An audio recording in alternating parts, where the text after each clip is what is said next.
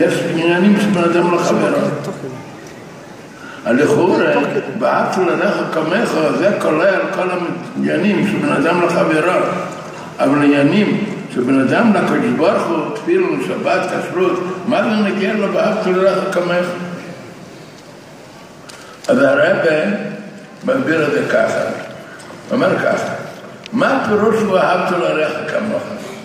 ואהבת לרעך כמוך, שתאהב את רעך כמוך, בדיוק כמו שתאהב את עצמך.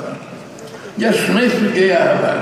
יש סוג אחד באהבה, ראובן אוהב את שמעון, שמעון אוהב את ראובן, הם אנשים זרים בנפש אחרת, רק מה, אף על פי כן, ראובן עושה למרלוד לשמעון, שמעון עושה למרלוד לראובן, שלכם אוהבים אחד את השני.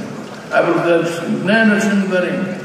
יש אבל אבא אוהב את בן, הבן אוהב את אבא.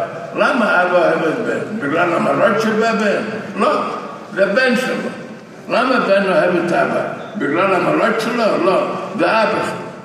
זה נקרא אהבה עצמית. לא אהבה בגלל איזה סיבה. בדרך כלל אחד אוהב את השני בגלל איזה סיבה.